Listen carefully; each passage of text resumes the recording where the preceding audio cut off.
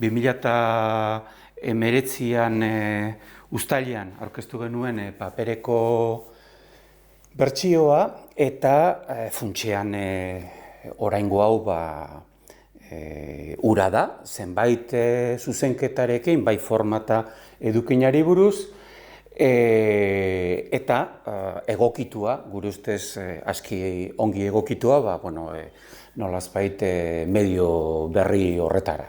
Beraz, 19an paperean da orain sarean jarriko den EHHE hau, 2009an aurkeztutako egitasmo bat da, Euskaltzaindiaren orduko barne jardunaldietan, ohi bezala, eta orduan onartu eta zera ondoren, hurrengo urtean martxan jarria, Iñaki Segurola eta Julen Manterola ere, nitaz aparte, taldekide izan direlarik dozena bat urte hauetan. Hiztegi historiko-etimologiko bat tresna bada. Tresna bada, hizkuntzalariek eta filologoek aspaldi asmatua eta pixkanaka, bere egituretan eta bere moduetan garatuaz doana, emateko zenbait produkto. Eta produkto horiek dira, disiplina diferenteetan egin diren ikerketen egoera aplikatuaz hizkuntza baten historiari. Aitzaki hartuaz, zentzurik hoberenean, aitzaki hartuaz halako edo bestelako hitz edo hitz familia, hor biltzen dena da, ez delako aurkitu ere formula hobeagorik oraingoz, edo formula oso etekin onak ematen ari delako aspalditik, dela hotsen bilakabideari buruz, morfologiaren bilakabideari buruz, dialektoen historiari buruz, eta erlazioei buruz, eta baita ere, nolazbait hitz horiek erabili dituzten, hiztunen eta testuen eta bestelakoen historia eta erlazioei buruz dakiguna. Arkeologiari ze esan nahi eman nahi diogun. Ze arkeologia ikusten baldin bada, eta hori litzateke hain justu, gure antipodetan dagoena, gauza hildako bat, hor joan eta konsultatu egingo den zera bat gogori baldin badu. Ez, hau makina bata, tresna esaten du zentzu aktibo batean. Zuk sartzen dituzu hor zenbait gauza, hitzak, baina baita ere teoriak eta datuak, hotsei buruz, dialektoei buruz, morfemei buruz, besteei buruz, eta ez da bakarrik nolazbait dozena bat urte pasatzen direnean lehen zenekiena hobeto antolatua edo irakurgarriago edo atseginago nolazbait aurkezten duzula. Ez, aurkezten duzunean gauza berriak lortu dituzu, beste dozein alorretan bezala. Beraz, arkeologia museoko gauza hildako batzuk bezala ulertu nahi baldin badu, ez, justo kontrakoa. Alegia, hau ez da egiten bakarrik, lehendi dakiguna biltzeko eta hor ondo txukun adornaturik usteko. Baina, edozein kasutan, dena ez da hartzea, dena ez da gordetzea lehendik etorri dena. Baizik eta, hain justu, formato honetan egiten dena da ekoiztu ideia berriak, aurrerapen berriak, emaitza berriak, aipatu ditudan bazkatzen gaituzten alor horietan guztietan, ez? Hasieran pentsatzen ezake suste horrekin normalean denak txarrerako izango direla, ezta?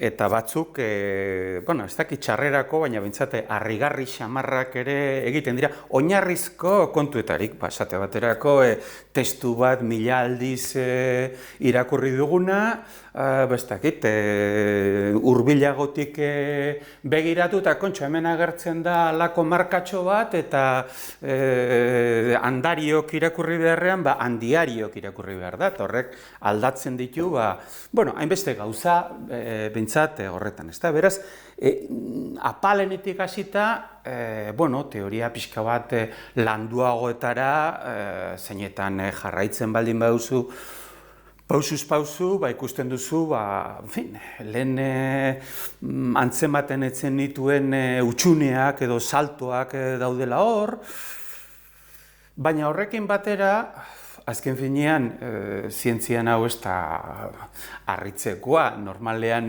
beti izaten da aurreratu egiten dela akatsetarik. Normalean dena ondo ateratzen baldin bazaizu, arriskoa dago oso urruti ez joateko ere, ez da? Hortan, beraz, izan dira sorpresa onxamarrak ere, eta gainera, zesango nik, espero ez genituen, hasieran espero ez genituen gauzekin. Noski, honelako lan bat, behin eta berriro errabisatu behar den kontua da, eta ez da bukatutzat emateko modurik, ez da? Euskarri aldaketaren kontuak, nik konparatzen ditut, liburu batetik filme baterako egin liteken jauziarekin. Zuk ezin duzu liburuan idazle batek bildu dituen gogoeta eta pentsamendu eta guztiak denak bildu eta bere horretan eman filmean. Bi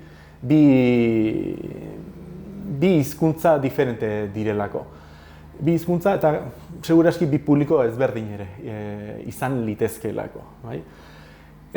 Orduan, guk hemen biztan da ez ditugu kendu liburutik paperezkoan dauden gauzak, baina aurkezteko modua bai egokitu dugu helburu horrekin.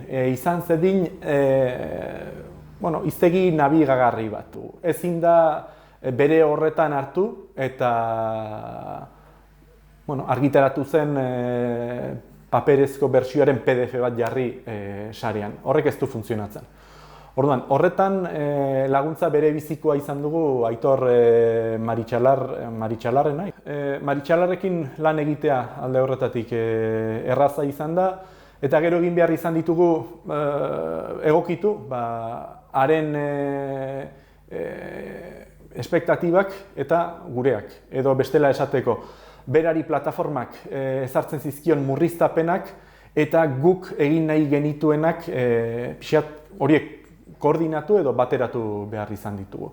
Eta horretan lana oso erraz joan dela, esango nuke, pentsatzen dut Joseba ere horrekin ados dagoela. Hau, bigarren edizio bezala saltzen dugu eta horretarako egin diren lanak bitakoak dira. Batetik egin da hain justu sarerako jauzi hori, paperetik sarerako jauzi hori, eta gero horretaz gainera paperean agerturiko hainbat eduki eta formazko kontu moldatu eta aldatu dira. Nabarmena da liburuan, paperezko liburuan, eranskin moduan zegoen bigarren eranskina, liburu osoaren, hiztegi osoaren familia guztien berri ematen zuena, hori sar zitekeela pantailan nabigatzeko baliabide moduan, tresna moduan. Eta hori izan da guk hasiera xamartik garbi genuena. Hori nabarmenki da ezkerrean izango den zutabea, bilaketarako zutabea, zeinetan agertuko baita era berean Euskaltzainburuaren agurra, agertuko da bilaketa egiteko oinarrizko laukitxo bat, erabiltzaileak bertan sar dezan bilatzen duen hitza, bertan agertuko dira iturriak, agertuko da bibliografia, agertuko dira eranskinak eta aurkibideak paperezkoan agertu ziren bezala, ados, hori dena hor joango da, baina guk beste zerbait eman nahi genion nabigagarritasun horren hobe beharretan. Eta horretarako, lehen esan bezala, bigarren eranskineko hori, informazio hori, familiakako antolaketa hori, hiztegi osoaren ezurduraren berri ematen duen hori, sartu dugu, edo eskatu genion Aitor Maritxalarri sartzeko, bilaketarako ere balio lezaken bigarren zutabe moduan. Sareko bersio hau egongo da 3 zutabetan. Nolabait esateko plataformak euskaltzen dienen hiztegi ororen plataformak eskatzen digun bilaketa zutabea, gero PDF-ak, euskaltzen buruaren agurra, eranskinak, bibliografia eta bilduko dituena. Gero hiztegia bera izango dena, hiztegiaren testua bera izango dena, eta gero tartean oraintxe aipatu dudan hori. Erdiko zutabe gisa egongo da hiztegiaren ezurdura familiaka antolatuta dituena.